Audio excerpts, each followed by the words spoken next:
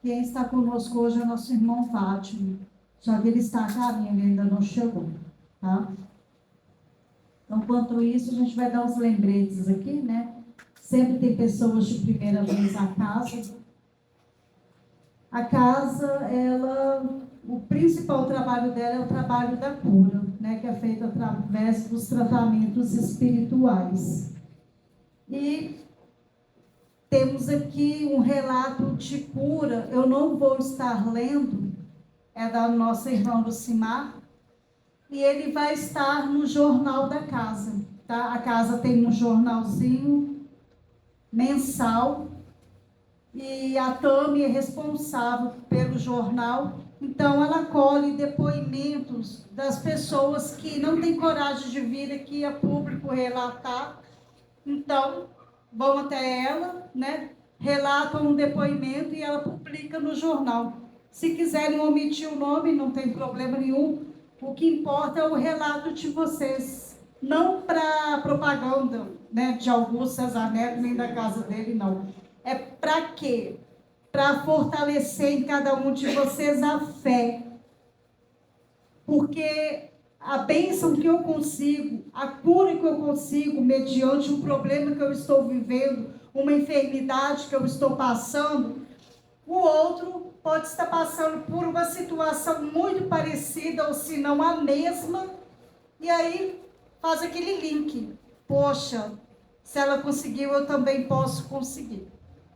Mas aí vai da intimidade de cada um de nós.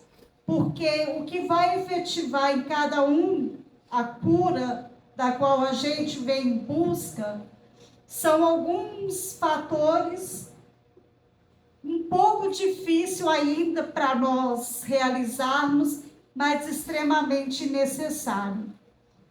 Primeiro, mudar o nosso pensamento. Pensamento positivo, pensamento elevado, né?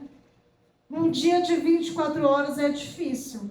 A gente sabe que o mundo lá fora não é fácil, tudo que acontece, né, abala a gente, e aí às vezes a gente se envolve nas questões que nem nos dizem respeito diretamente, mas a gente acaba, né, como diz os jovens, que o Wagner vai vir falar sobre a mocidade, surfando na onda, e aí a gente se contamina, e a gente abre brechas, e aquilo abala a nossa fé, abala o nosso emocional, e, consequentemente, vai influenciar na nossa saúde.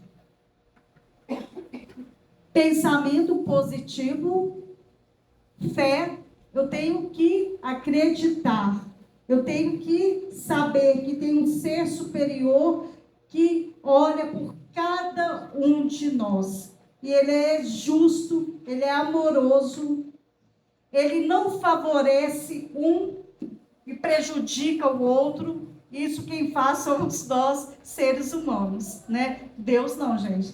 Deus é amor, é justiça, Deus é perfeição. Então, todos nós, filhos dele, para ele temos o mesmo valor. Nós que estamos aqui nesse momento, quem está lá fora, quem, né, está fazendo coisas que sabemos que não é legal, que não devia, para Deus não tem essa distinção. Todos nós somos filhos dele. E ele ama cada um de nós incondicionalmente. Então eu tenho que crer. Se eu estou passando por determinada situação na minha vida, eu tenho que olhar para dentro e fazer uma avaliação. Por que isso está acontecendo? Aonde eu fiz algo para desencadear essa situação? Porque a gente sempre vai para o lado do outro, né? É muito mais fácil acharmos um responsável, um culpado pelas nossas questões, do que a gente olhar para nós e se corrigir e seguir adiante. Porque o orgulho e a vaidade ainda não nos deixam seguir o caminho certo.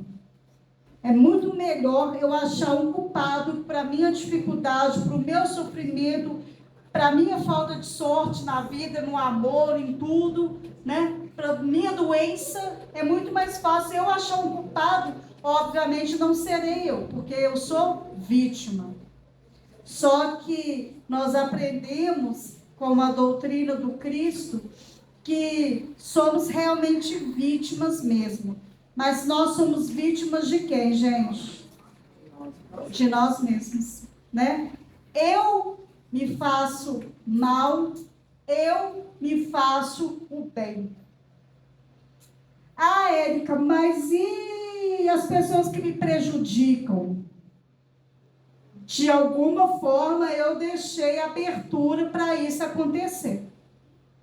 Nós só somos traídos pelas pessoas em que confiamos nelas, senão não existe traição, né? Nós somos enganados pelas pessoas em que nós apostamos tudo, em que comem no mesmo prato com a gente.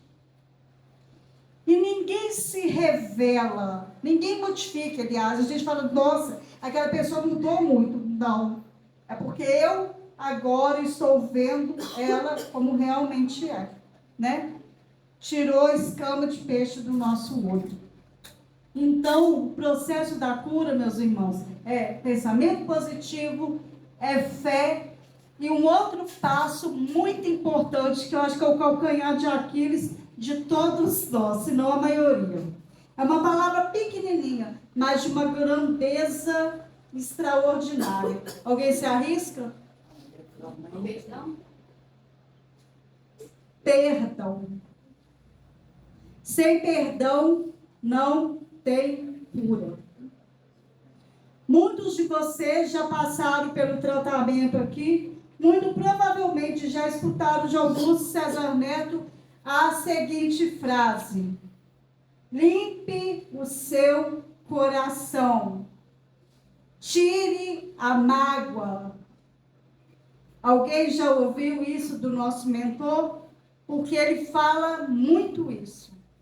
Limpa o seu coração. Tira essa mágoa que está aí dentro. Porque sem isso, gente, eu não vou conseguir me curar. Porque o perdão, a gente precisa entender que ele não é para o outro. O perdão é para mim. Porque o mal está dentro de mim. E aquela famosa história, eu estou me envenenando e querendo que o outro morra. Quem vai morrer literalmente sou eu. Ou fisicamente mesmo, ou espiritualmente. Então a gente tem que trabalhar o perdão. Os livros de Augusto César Neto, que ele está trazendo de exemplo para nós, de vidas outras dele, que ele teve no mundo, para quem já leu Roma, né? Ele foi soldado, ele ceifou vidas, ele fez várias coisas que ele se arrependeu, né? Não era por maldade, era por necessidade, mas enfim, fez. E ele ficou com isso muito tempo, com esse peso nas costas. Então ele traz o exemplo dele para nós. Ele passou no mundo há pouco tempo aqui, nessa presente encarnação. Ele desencarnou com 25 anos. Ele foi jovem, ele teve namorada, né? Ele curtiu a vida com responsabilidade. Ele era um jovem cristão que desde sempre, né, a mãe e o pai o ensinavam a caridade, né? Responsabilidade, o amor. Então ele traz os exemplos dele para nós, de quem ele foi em vidas outras, que todos nós aqui já tivemos outras vidas.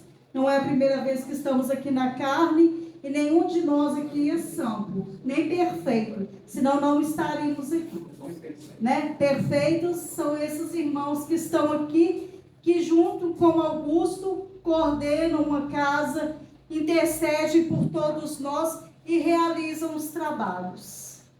E ele traz o exemplo dele para nós. Então, se ele conseguiu, ele está dizendo, vocês também conseguem, né? Daqui a milênios aí podemos ser o mentor de alguém ou de alguma instituição. Nós estamos caminhando para isso, é para a perfeição. Só que essa perfeição ela é individual. Por mais que Igor queira me auxiliar, ele não vai poder andar por mim, ele não vai poder fazer por mim. Eu mesmo tenho que fazer os meus passos. Eu mesmo tenho que me corrigir. A gente pode se auxiliar, isso sempre, né? É uma forma de caridade. Agora, a caminhada é individual.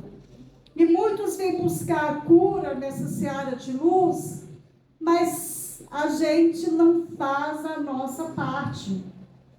Eu não posso chegar aqui e depositar nas costas da espiritualidade de luz tudo. Não, cheguei, estou aqui, sentei, daqui a pouco vou deitar lá na maca, Augusto. Aí agora é com você, aí é com a sua equipe. Não, gente.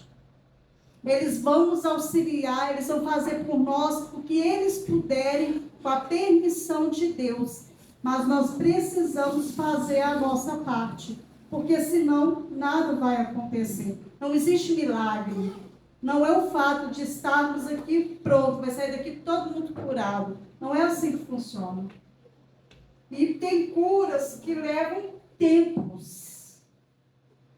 Tem curas que levam encarnações. E muitas das vezes a cura para mim é a dificuldade que eu estou vivenciando. Muitas das vezes a cura para mim é a enfermidade que antes de eu encarnar no plano espiritual, eu assinei embaixo, na programação que foi feita para mim, sabendo que em determinado momento eu teria essa situação na minha vida. Porque seria ali o expurgo do meu espírito, o burilamento do meu espírito. A gente sempre ouve que Deus não coloca cruz pesada em ombro fraco, né? A gente nunca concorda com isso. Porque na hora que o bicho está pegando, né? Ô pai, olha aqui para mim. Onde é que você está? Que você não está vendo o que está acontecendo na minha vida comigo? O que eu fiz para estar merecendo isso? Né? Nossa, eu sou tão boa, eu faço caridade. Eu vou lá na fraternidade toda semana, né? Dou cesta básica, né? Levo roupa para dar para o povo. Gente, e as outras vidas aí que nós tivemos e que erramos mais do que acertamos. E coisas assim que, graças à misericórdia de Deus, a gente não se lembra. Porque os maiores desafetos nossos estão dentro da nossa casa mesmo. É da nossa família mesmo, não é no vizinho, não é lá no Rio de Janeiro, não, é do nosso lado. É aquele pai que eu não consigo ter uma boa relação com ele. É a mãe que assim, nossa, eu queria outra mãe, não queria essa mãe. Não foi essa mãe que eu pedi, né? Um irmão que, nossa, eu amo de paixão meu vizinho, mas meu irmão não suporto olhar para a cara dele. Ele chega em casa, eu já quero sair pela outra porta. São essas coisas que a gente tem que prestar atenção e começar o nosso burilamento. Uma situação que está na minha responsabilidade, né? Se está para mim, gente, é porque é comigo mesmo. Porque senão não estaria. Deus não é a porta de ninguém, não. A minha mãe falava, se está na minha porta porque é meu. E é isso mesmo. Com Deus não tem nada errado.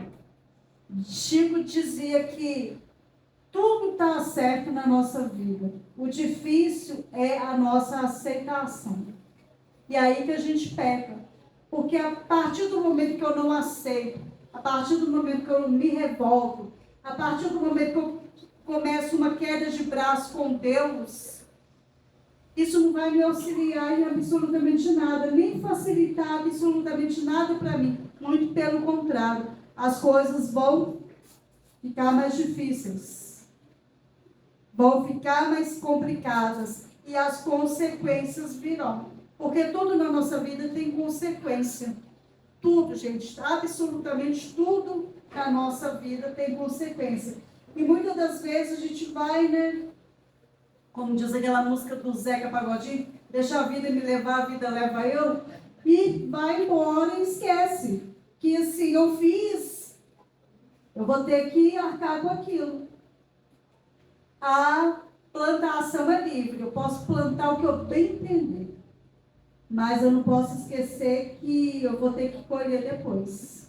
E é na hora da colheita que a gente não quer, né? Aí a gente acha que Deus é injusto, que não está certo isso que está acontecendo, por que disso?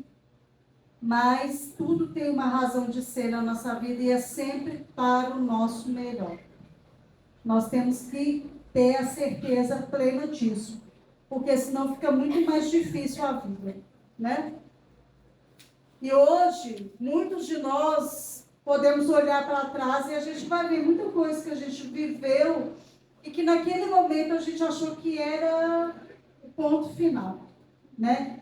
Que a gente não ia dar conta, que a gente ia literalmente jogar a toalha.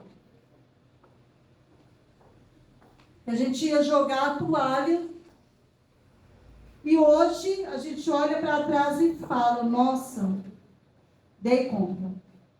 Gente, o Wagner acabou de chegar, tá? Aí eu vou passar para ele, que a responsabilidade é dele. Obrigada, viu, gente, pela vontade que vocês me dão. Jesus te abençoe. Até as 9. Vou ficar com vocês. Boa noite, gente. Nós pedimos desculpas ao mundo físico e ao mundo espiritual. A gente tem muito cuidado, mas hoje o cuidado não foi suficiente. Nós vamos dobrar o cuidado da próxima vez. Não é? A nossa missão de hoje é falarmos sobre mocidade espírita. Nós vamos tomar a liberdade de começar aqui nossas observações com uma tela que nós pedimos a permissão para repeti-la, tá? Porque quase todos os nossos estudos nós repetimos essa tela. Ela vai servir para a criança, ela vai servir para o jovem e vai servir para nós também, que não é? Somos jovens ainda, tá bem? Jesus é nosso mestre e senhor. Jesus é um espírito educador. Jesus não é um homem, um espírito que veio ao planeta Terra lecionar ou dar uma aula para o povo hebreu. Não, ele nasceu num ambiente extremamente propício e mais adequado ao trabalho que ele tinha que fazer naquele período. Mas o trabalho de Jesus visa o processo evolutivo da humanidade em todas as suas etapas.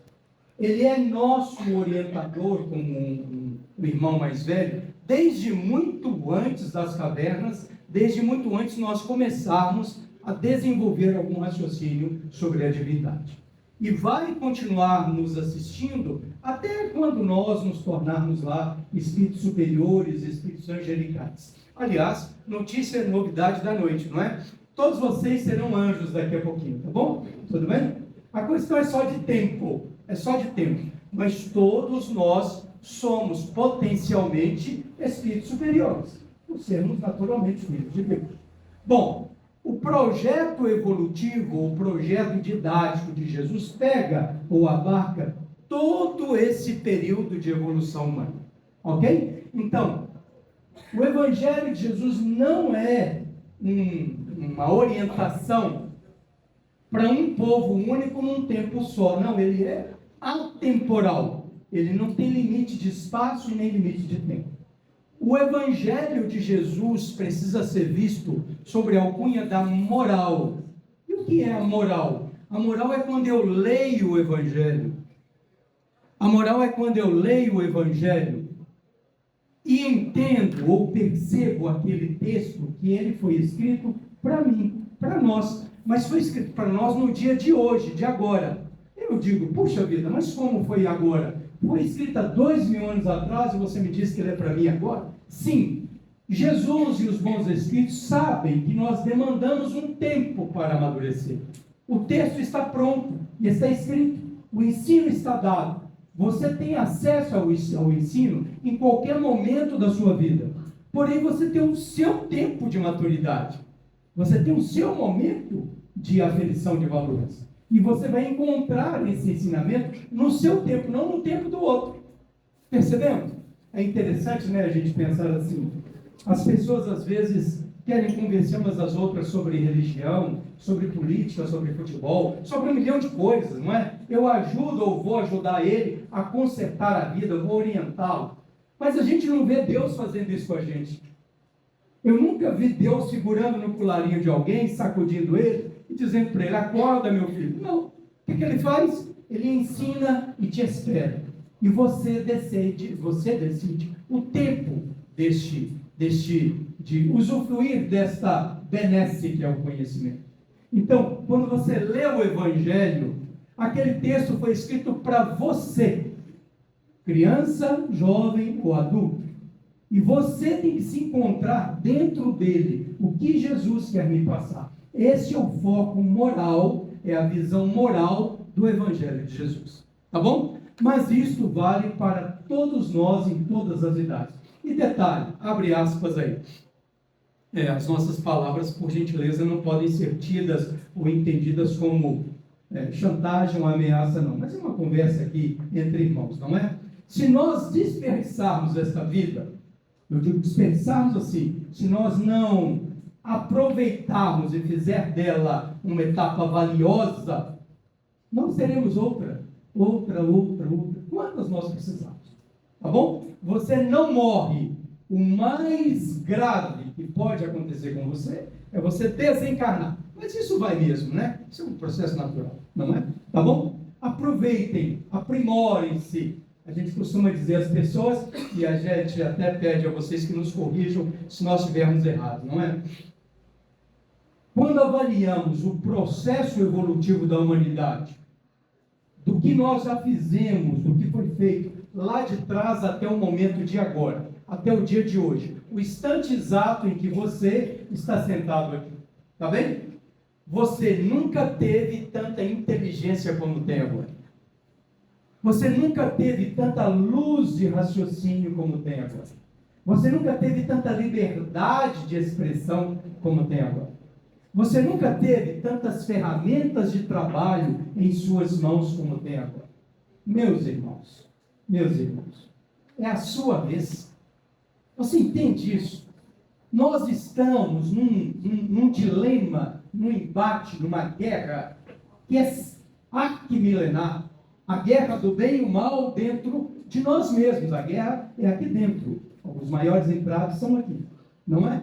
E agora é o momento em que você tem mais ferramentas, mais possibilidades de vencer essa guerra. Fazer a inversão da polaridade definitiva dentro de você. Emmanuel fala para nós, depois da vinda de Jesus, o homem tem tudo o que precisa para atingir a maioridade espiritual. Depois da vinda de Jesus, nós temos tudo o que precisamos para atingirmos a maioridade espiritual.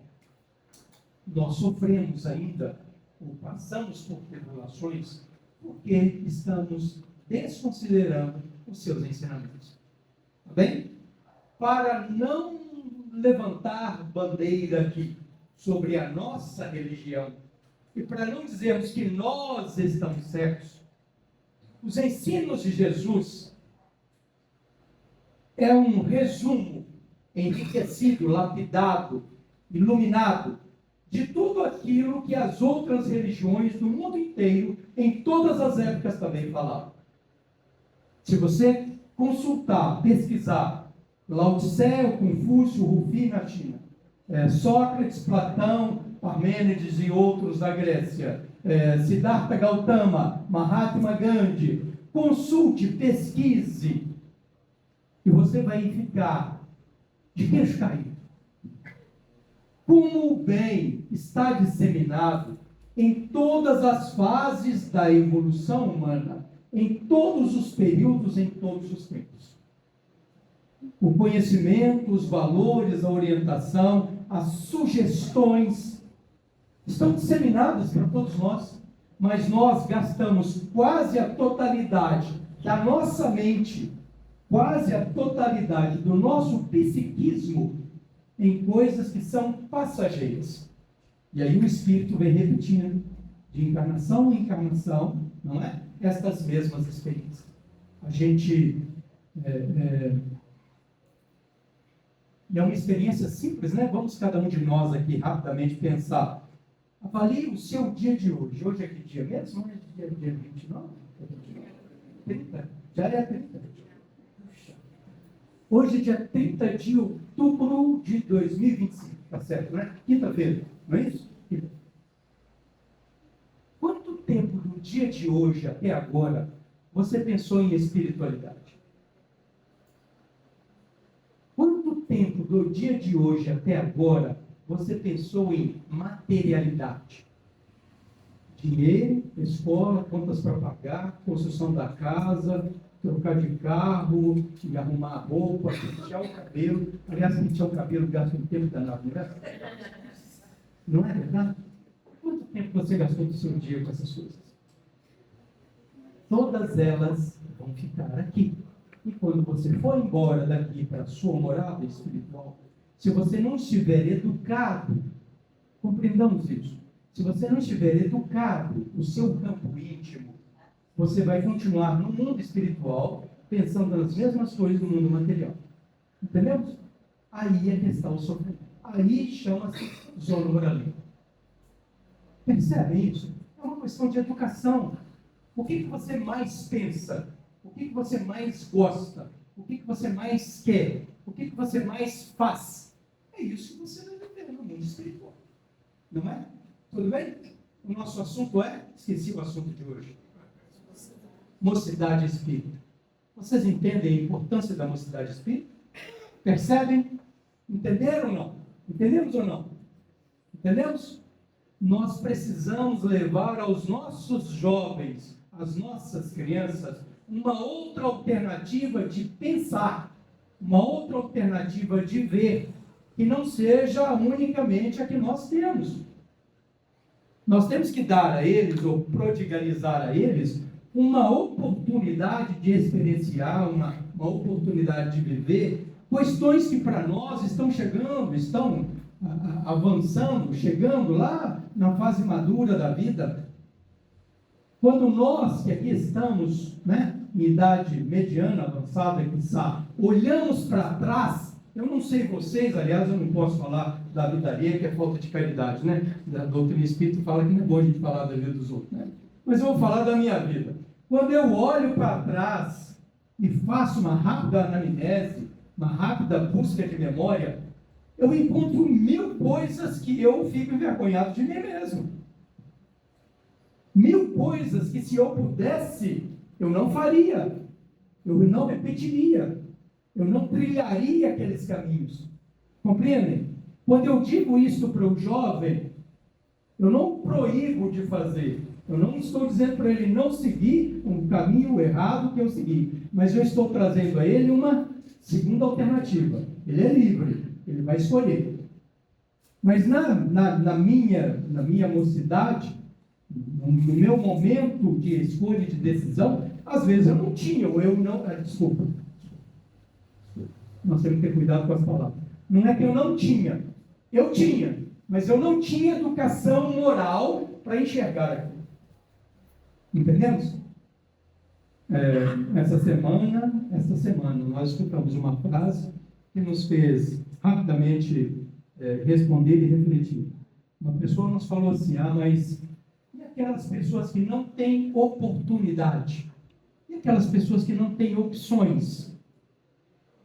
Aí eu falei para ele assim: nós temos duas alternativas nesse caso, né? Considere que alguém não tenha opções ou não tenha alternativas. Nós temos duas opções. Opção número 1, quando ele desencarnar, ele pode encontrar com Deus e falar com Deus assim: Deus, você errou, você me esqueceu, não me deu oportunidade nenhuma. Eu acho isso bem razoável, não é? Ou não é? A opção número 2 é dizer para o seu mentor espiritual, ele, conversando com o mentor espiritual dele, dizendo assim: olha, você me acompanhou por 70, 80, por 90 anos, mas você é incompetente. Você é incompetente porque você fez mal o seu trabalho, não me deu opção nenhuma. Não é assim? Qual das duas você escolhe? Opção A ou opção B? Entende? Somos nós. Não existe ninguém que não tenha opção. Existem aqueles de nós que não queremos enxergar, ou que mesmo enxergando, a gente escolhe os lados ou os caminhos tortuosos e errados. A mocidade espírita, a evangelização infantil, traz por alternativa, por opção, ensinar o jovem os múltiplos caminhos que a vida traz, trazendo para ele uma noção da responsabilização. Você é absolutamente livre. Você pode escolher o que você quiser. Agora saiba o nível de responsabilidade que você assume. Para tudo o que fizermos na vida, existe uma consequência. Para tudo. Nós temos que pensar, educarmos-nos, avaliarmos estas consequências. Ok? Tudo bem? Então vamos lá. Bom, nós vamos falar sobre alguns desses tópicos, sobre todos não. Nós vamos deixar alguns para vocês pesquisarem, tá bom? Então, importância do autoconhecimento é o que a mocidade espírita auxilia, não é? Os jovens. A importância do autoconhecimento, a noção, a percepção do desenvolvimento moral, resolução de conflitos, não é isso, gente? Resolver um conflito é importante, não é? É ou não é? Estou perguntando a vocês, é ou não é? Vamos fazer um teatro aqui? Vamos? Eu pergunto, vocês respondem? Vamos? 1, 2 e... Resolução de conflitos é importante, não é, gente? Não é não. O importante é não arrumar conflito. Vocês entenderam? Quando eu busco resolver um conflito, eu estou perdendo tempo consertando alguma coisa que eu desarrumei. O ideal nosso é não complicar. É não complicar, é mostrar isso para o jovem. Meu filho, minha filha, meu amigo, meu jovem, meus irmãos, com todas as dores da humanidade, nós as conhecemos bastante. Eu ouso perguntar a vocês, a vida é complicada? A vida é difícil? Tem algum enigma, algum diagrama complexo que nós ainda não conseguimos decifrar? Tem alguma coisa escondida por aí que a gente ainda não achou? Ou somos nós que as complicamos? Pensemos nós, nessa mesma anamnese que falamos agora, volte atrás nos seus conflitos, nos delitos, nas dificuldades, nos sofrimentos, avalie. E se eu tivesse escolhido esse caminho ao contrário daquilo? E se eu tivesse tido um pouquinho mais de paciência? E se eu não tivesse falado daquela maneira? E se eu tivesse reagido de outra forma? Resolver conflitos? Tudo bem, o conflito existe, vamos resolver. Olha, mas legal mesmo não é? Legal mesmo, bacana é não ter, não é? O papel da juventude na transformação social e na prática da caridade, e alguns aspectos esses, absolutamente, nós não vamos conseguir abordar, mas deixamos, como sugestão para vocês pesquisarem. A juventude, a mocidade espírita dentro da mediunidade, a vida familiar, as suas relações com a fé e com a divindade, não é? Assuntos, temas tão lindos, tão bonitos, não é verdade? Então vamos lá. Importância do autoconhecimento. Mas isso é só para o jovem, não é? Porque vocês, ou nós, adultos, hein? Jovem é jovem, não é? Eu também sou jovem.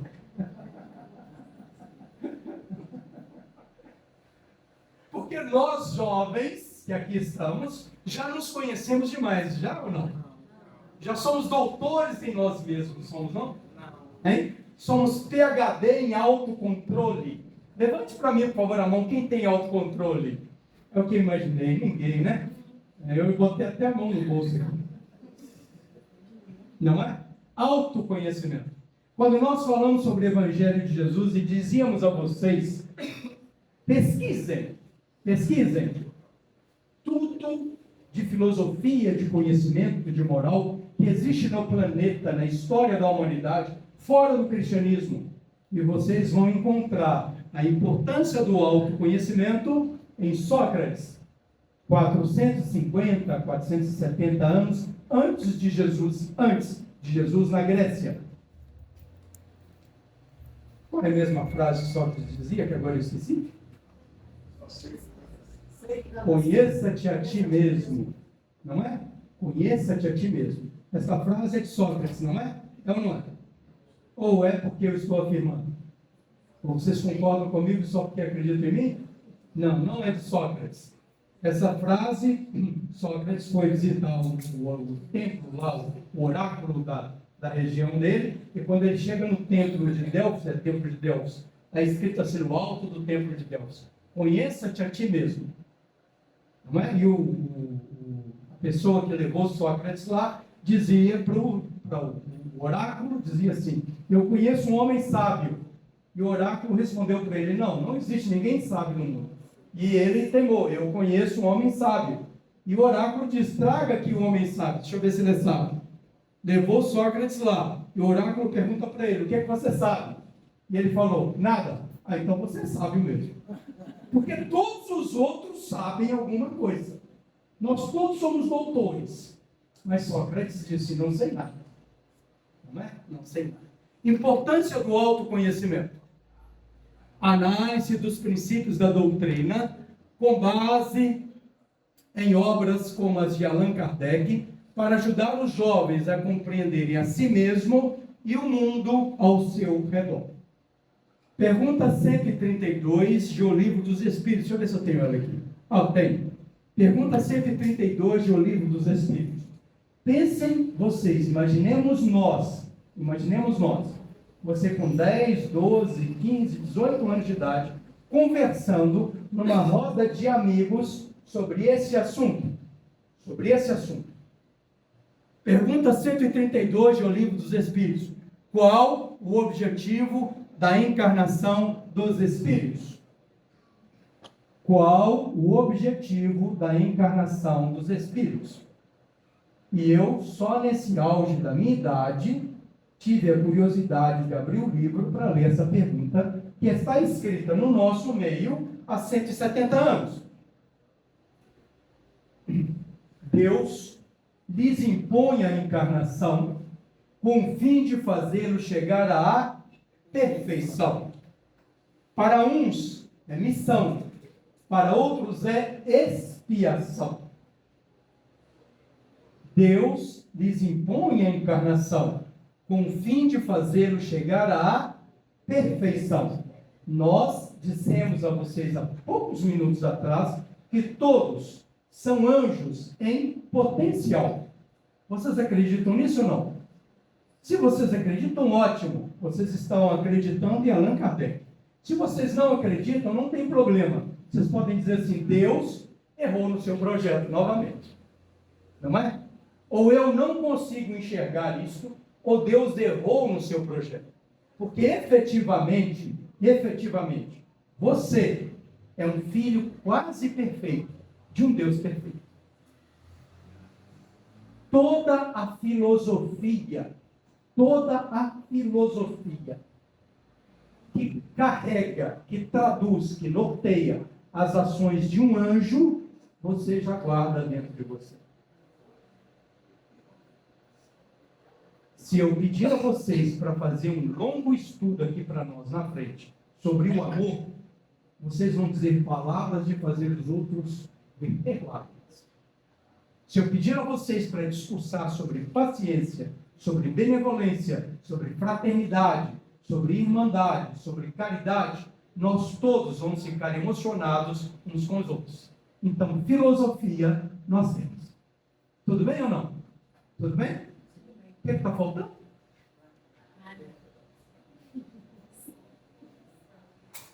Entenderam?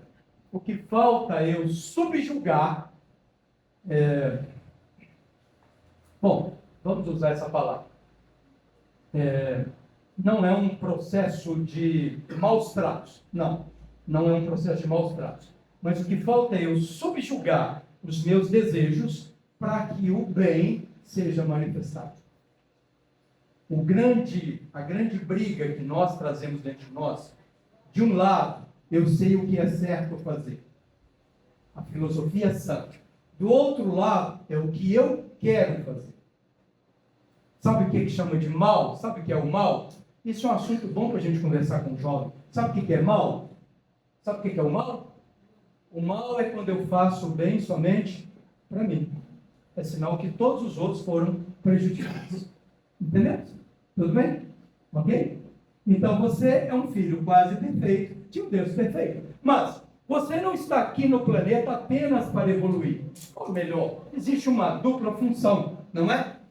Visa ainda outro fim, onde é que está o negócio? Está aqui. Visa ainda outro fim a encarnação, o de pôr o espírito em condições de suportar a parte que ele toca na obra da criação. Cada um de nós tem um dever, um trabalho dentro da obra da criação. Conversar sobre isso com um jovem, prepará-lo para este trabalho. Você é um cidadão, você nasce com título de filho, com título de neto, com título de sobrinho, com título de irmão, e depois você acumula outros títulos ao longo da vida. O título de pai, de mãe, de avô, de cidadão, de honesto ou de desonesto. Os títulos são conquistados, percebe? E cada um desses títulos é a representatividade de um trabalho que nós desenvolvemos dentro da sociedade. Explica isso para o jovem, mostra para ele, ajude-o a se tornar um homem sensato, ampare-o para que ele tenha autodomínio, ajude-o para que ele consiga, com alegria, com jovialidade, com expansividade, mas ajude-o a controlar as suas próprias energias. Sabe, assunto maravilhoso, não é? O autodomínio, o conhecimento de si próprio, né? Trabalho fantástico que pode fazer a doutrina espírita pelos nossos jovens. O segundo aspecto lá que a gente tinha separado é sobre o, como é que é mesmo? Desenvolvimento moral. Tudo bem ou não? Isso aí é fácil, não é? É a parte simples da coisa, não é não? A primeira pergunta que se diz é o seguinte, veja bem. Eu sou uma criança de 5 anos de idade, tá bom? Eu sou seu filho, eu sou seu sobrinho, ou eu sou seu neto, tá bom? Eu vou dizer para você, me explica, por favor, o que é moral. Um de cada vez, todo mundo junto, não dá confusão.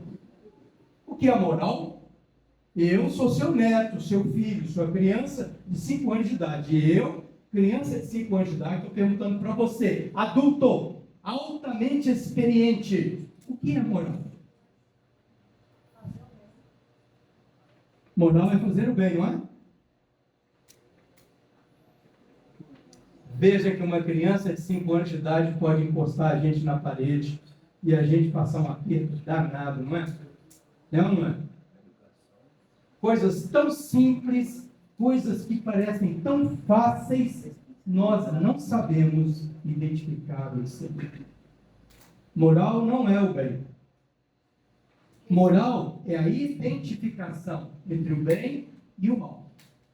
Moral é a visão, é a leitura do que é bom e do que é errado, do que é certo e do que é errado. Compreendemos? Um homem moralizado é aquele que, percebendo os dois, escolhe o bem. Um homem imoral é aquele que enxerga os dois e escolhe o errado. Tudo bem? Entendemos ou não? Mas a gente sempre escolhe o bem, não é? É ou não é? É ou não é, gente?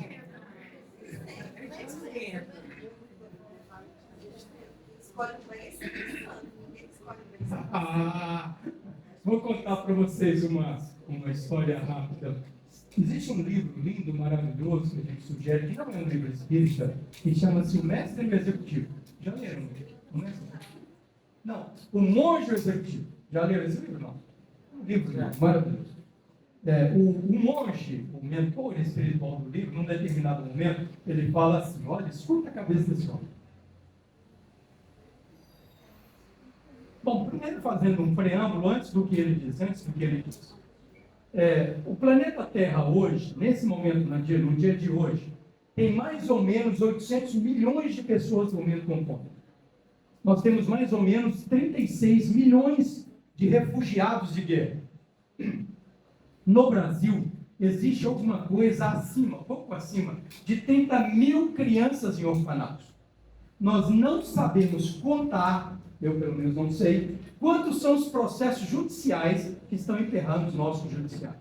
Eu também não sei, deve ter estatística, mas eu não sei, quantos são os moradores de rua, a população penitenciária, carcerária. Quantos são aqueles que estão nos hospitais? Quantos são aqueles que são os astutos, os ingratos, os ignorantes, os arrogantes, não é? Quantos são aqueles que são corruptos? Eu não tenho esses números, tá bom? Mas a gente percebe que é um número expressivo, não é?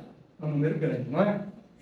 Pois é, nesse livro, o senhor, doutor, monge lá, mentor do livro, ele fala assim: se fosse possível você perguntar a cada pessoa separadamente se ele faz mais o bem ou o mal, ele vai jurar para você que só faz o bem.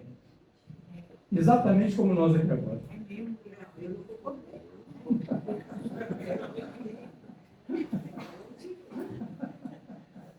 A gente não acha quem faz o mal. Eu não consigo entender de onde vem tanta dificuldade no planeta.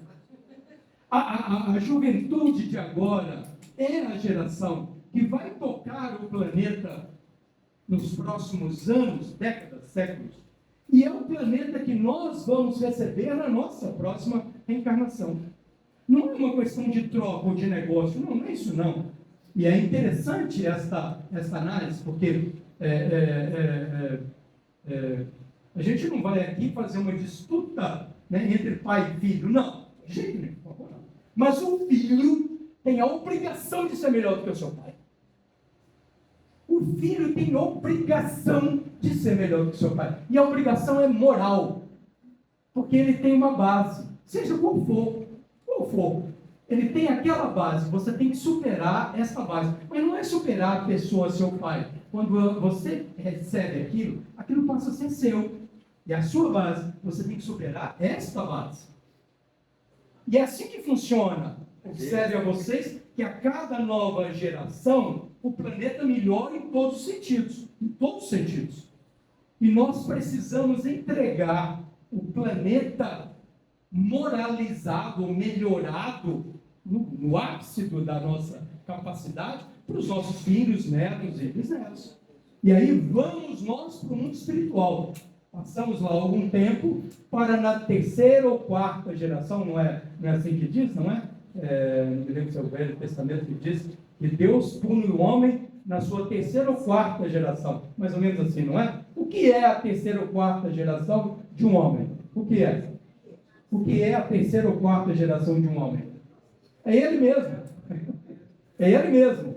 Entendeu? Porque meu filho, meu pai, eu não posso herdar os vícios morais ou os comprometimentos morais dos meus ascendentes, nem posso transferir os meus para os meus descendentes. Eu sou herdeiro de mim mesmo. Então, tudo que nós construirmos agora, e de bom que prodigalizarmos, nós vamos encontrar daqui a 100, 200, 300 anos quando voltarmos aqui. Tá bem? A menos que vocês não voltem aqui, vocês podem ir para Júpiter, né? Urano, algum outro planeta assim. Mas com relação ao monge executivo. Bom, não, o monge executivo, o que a gente queria contar é isso. É que ele diz assim, se fosse possível perguntar a cada pessoa individualmente se ele faz o bem ou o mal, ele vai jurar por Deus que faz só o bem. Muito raramente ele erra, né? Muito raramente ele erra. É uma presunção, não é? Isso é uma presunção, tá bom? Bom, desenvolvimento moral. Vamos lá, olha lá. Não, primeiro, antes de chegarmos ao conceito, vamos ao conceito de moral primeiro. Conceito de moral. Depois a gente volta naquela tela. Aquela tela é importante também. Conceito de moral, tá bom? Pergunta 629 de O Livro dos Espíritos. Qual definição se pode dar da moral? Eu fico muito satisfeito, porque nós ficamos muito satisfeitos, porque agora, se seu filho, seu neto de 5 anos perguntar, você já pode responder, não é? Pelo menos não passa tanta vergonha mais, não é? Bom, vamos lá. A moral é a regra de bem proceder, isto é, de distinguir o bem do mal. Funda-se na observância da lei de Deus. O homem procede bem quando tudo faz pelo bem de todos, porque então cumpre a lei de Deus. O homem procede bem quando faz o bem para todos, porque aí ele cumpre a lei de Deus. Quando eu quero o bem somente para mim, este é um ato egoístico que caracteriza o estado primário evolutivo, não é? não é ignorância, não. O egoísmo, tá bom? O egoísmo é quando eu quero bem somente para mim, em detrimento dos outros.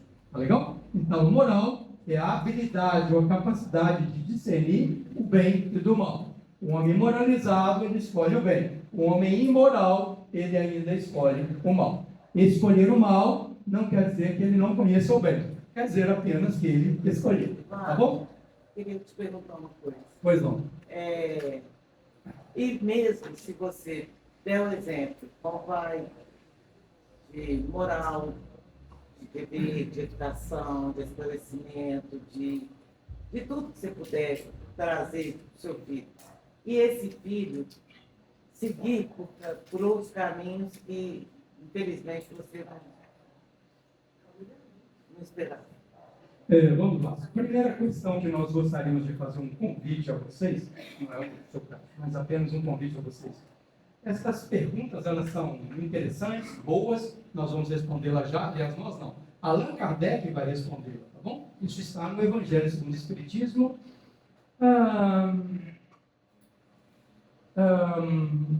Alguém lembra aí, por favor, Evangelho segundo o Espiritismo? Honrai a vosso pai e a vossa mãe, qual é o capítulo? Eu não me lembro. Bom, se alguém puder pesquisar, depois me fala.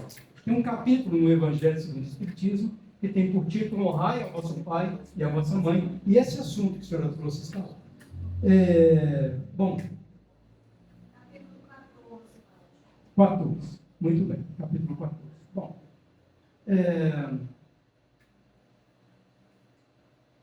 Quando eu, como pai, digo que eu fiz o máximo pelo meu filho, essa é uma visão unilateral. Sou eu que estou avaliando as minhas próprias ações. E voltamos lá no monge executivo. Quando a gente pergunta a cada um, todo mundo fala que só faz o bem. Eu, como pai, acho que estou fazendo bem. Não é? Só faço bem. Mas às vezes não funciona assim. Dentro do meu campo de visão, eu enxergo daquela maneira e acho que fiz daquela maneira e até acho que se tivesse uma eleição mundial sobre qual é o melhor pai ou a melhor mãe, eu acho que eu era um candidato legal, não é? A ser o the best, não é? E eu não ia. Mas é uma avaliação pessoal, tá bom? Essa é uma questão. Então não quer dizer que essas palavras sejam verdades daquele que a diz. Quer dizer que na ótica dele, ele avalia assim, ponto final. Segunda questão. É inegável que o meio onde nós vivemos tem uma ascendência muito grande sobre as decisões que nós tomamos. O que nós queremos dizer com isso? Quer dizer que uma família harmônica tem muita chance de ter um filho harmônico, mas não quer dizer que seja 100%. Entendendo? Uma família desarmônica tem muita chance de ter um filho desarmônico, mas também não quer dizer que seja 100%. Nós temos pessoas altamente robustas, moralmente falando, equilibradas, sensatas, que saíram de meios hostis, difíceis, e venceram aquele meio.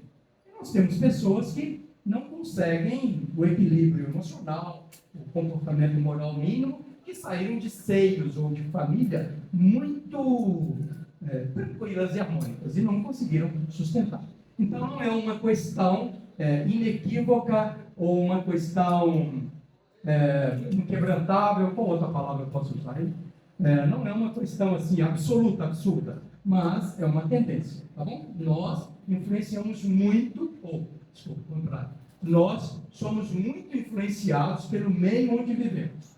Vencer esse meio é um grande desafio, tá bom? Vencer um meio é um grande desafio. Vamos lá, ajudando nossos jovens, que é também o nosso tempo exílio, ajudando nossos jovens. Existem algumas tragédias sociais. A nossa cultura, a cultura de forma geral, ela é muito boa, ela é muito benéfica, mas a cultura tem muita coisa errada. Amparar esse jovem, primeiro nós somos convidados a vencer essa parcela nociva da cultura, nós, individualmente. E depois somos convidados a ajudar os nossos jovens a enxergar esse lado ruim da nossa cultura. Tá bom? Vamos a alguns aspectos da cultura? Vamos lá. Deixa a vida me levar. Hein? Não canta não. Era só essa frase.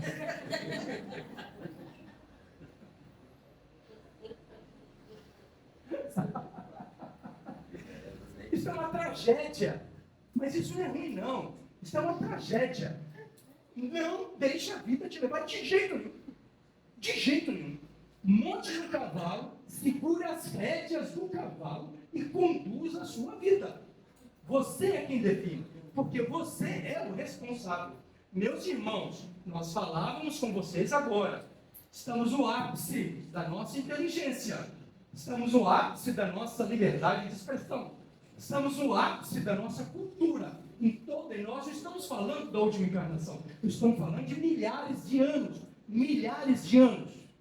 Você nunca teve tanta possibilidade de uma inversão ou de uma reversão espiritual definitiva como tem agora. Vai dar certo para muitos de nós. Tenho certeza que vai dar certo. Nós somos capazes, nós somos hábeis. Isto é factível. Isto não é uma miragem, uma história da carochinha, não. Nós somos capazes. Por quê? O maior empecilho é vencer a nós mesmos. É você e você. Agora, meu irmão, minha irmã, e digo isso para mim, se der errado, não aponte o dedo para ninguém. Não aponte o dedo para ninguém. Minimamente, seja honesto com você mesmo e assuma as suas responsabilidades. Porque você deixou a vida te levar. Entendeu? Não deixe. Conduza a vida, voltamos a dizer, ela não é complexa, mas ela não precisa ser rude, ela não precisa ser de cara fechada, ela não tem que ser cara amarrada, ela não tem que ser azedume, não. Seja alegre, seja proativo, festivo, seja produtivo, mas responsável, honesto, coeso com você mesmo, íntegro. Mas não é uma integridade para com o outro. O outro não precisa da sua integridade. Quem precisa da sua integridade é você. Quem precisa da sua honestidade é você. Não é o governo, o parente, não, é você. O assunto nesta vida é entre você e Deus. Me ajudem aqui, Qual o objetivo da encarnação dos Espíritos? Ok? Sabe, vamos traduzir essa pergunta? Vamos me ajudem a traduzir. A tradução dela é assim, ó. Para que eu estou aqui? Percebemos? Para que você está aqui? Percebe? Olha aqui, eu vou ler a resposta para vocês. Agora me dá licença que eu vou ler a resposta para vocês. O seu pai, a sua mãe, o seu cunhado te impõem a encarnação. Não é assim que começa a resposta? Não é? Hein? A sua esposa, o seu marido te impõe a encarnação. Não é assim? Não é? O seu patrão mandou você reencarnar. É assim que começa, não é? Vocês entendem? O assunto é entre quem? O assunto é entre quem? Deus e nós. Vocês entenderam? Aferição de valores, aferição de virtudes, conquistas de valores pessoais, autodomínio, controle de si mesmo, são assuntos seus. Aquela bagagem que a gente dizia, tudo que nós gastamos de tempo aqui com essas utilidades humanas, vão ficar aqui. Você tem que educar o seu cérebro, o seu sentimento, para a sua condição espiritual. Se você foi íntegro, correto, justo, honesto, se você se esforçou, venceu os seus leões próprios, quando você deixar o teatro da terra, você vai levar essa herança espiritual com você. E essa herança espiritual, ela não pode depender do ambiente. Ah, eu sou honesto porque todo mundo é honesto. Você vai ser honesto durante muitos séculos ainda. Vai demorar muitos séculos para você ser honesto. O assunto é entre você e Deus.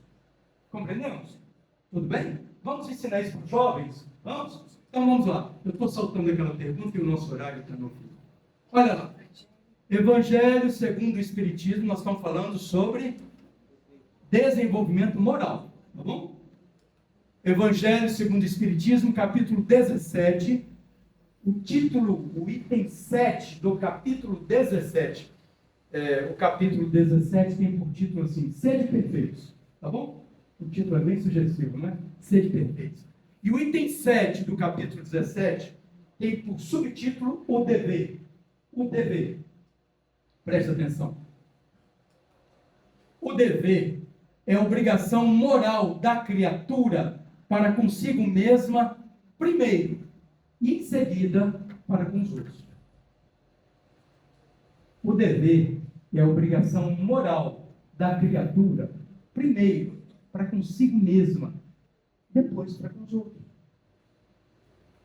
Eu só consigo levar o meu semelhante. Aliás, vamos começar por outro lugar. Me ajudem aqui a... Vocês lembram daquela aula de interpretação de texto na sexta série que vocês tiveram? Lembram? Lembram ou não? Vocês faltaram nesse dia? Faltaram nesse dia já? Então tá bom, vamos lá. Me ajudem aqui. Interpretação de texto. Tá bom? Leiam isto aqui. Leiam isto, por favor. E me diga assim, pergunta agora. Qual a maior caridade que eu posso fazer?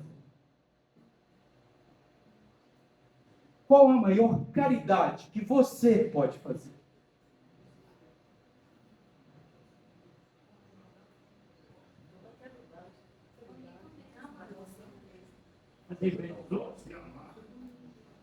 Foi? Não.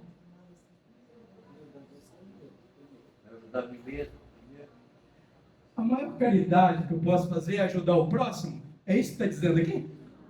O dever é a obrigação moral da criatura, primeiro, para consigo mesmo.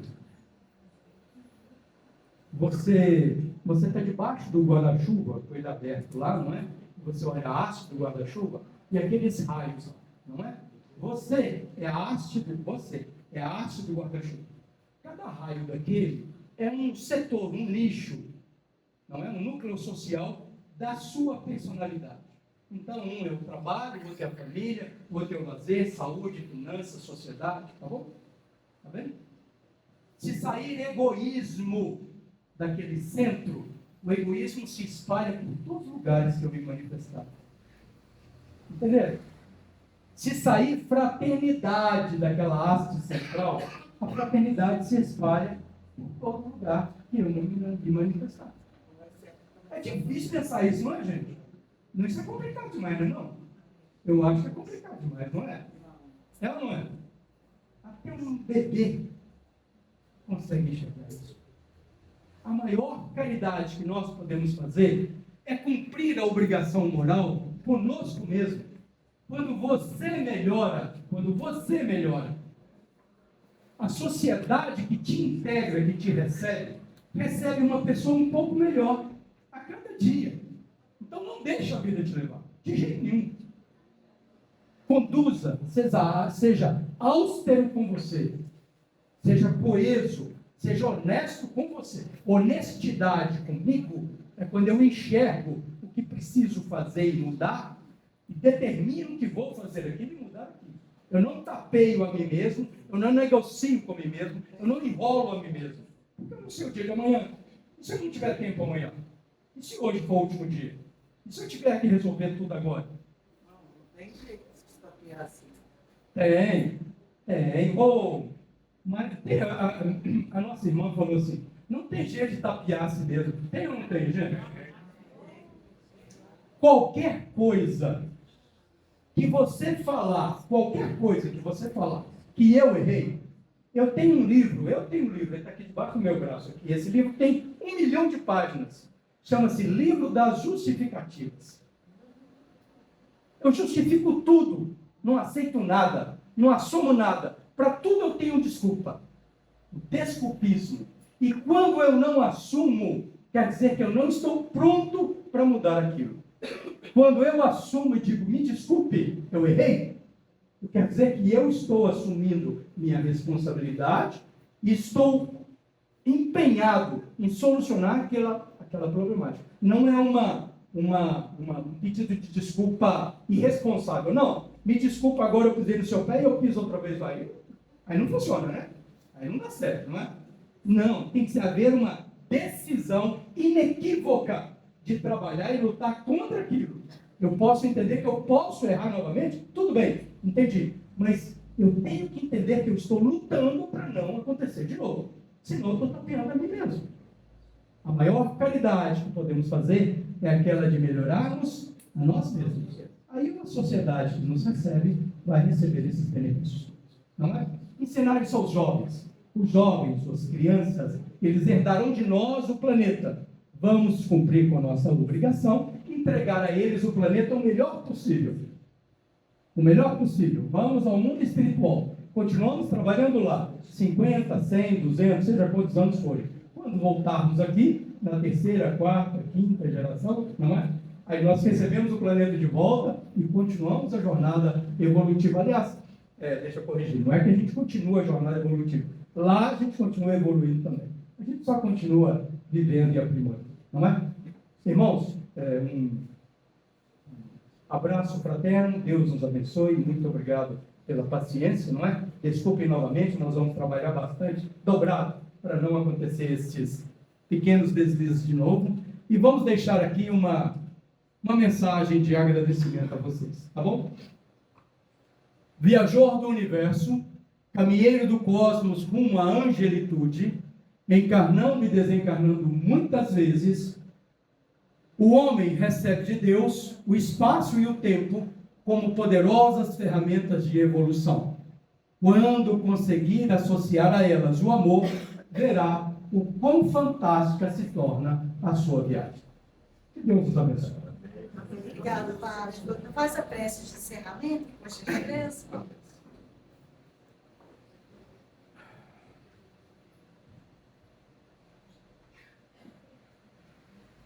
O nosso pensamento é energia. O nosso pensamento é a força criadora de tudo que existe em torno de nós. Tudo que nós conhecemos saiu primeiramente da mente do Pai, Deus de amor e de misericórdia. E depois da mente de cada um de nós como co-criadores que somos. Então agora nós vamos pensar. Estamos caminhando, descalços, na praia, sentindo os grãos de areia nos pés, ouvindo o barulho das águas. Em torno de nós, crianças maltrapilhas correm e brincam, homens na expectativa, anciãos com esperança redobrada. Num determinado momento, parece que o tempo para. A própria brisa nos toca de maneira diferente. Voltamos nosso olhar ao monte e vimos a figura augusta de nosso Mestre e Senhor Jesus. Vinde a mim, todos vós que estáis aflitos e sobrecarregados, e eu vos aliviarei. Tomai sobre vós o meu jugo e aprendei comigo, que sou manso e compassivo. Porque o meu jugo é leve e o meu fardo é suave. E percorria Jesus por toda a Galileia, ensinando nas sinagogas e nos templos, e curando toda sorte de enfermidade entre o povo. Viviam ter com ele os lunáticos, os endemoniados, os paralíticos. Viam de Decápolis, de Jerusalém, da Judéia, numerosa multidão. Obrigado. Obrigado por esta alegria responsável. Obrigado por momentos tão especiais em nossas vidas. Obrigado por esta conversa fraterna entre irmãos encarnados e desencarnados. Obrigado, Senhor, por tanta esperança que hoje o Senhor nos trouxe, disseminou em nosso meio. Graças a Deus.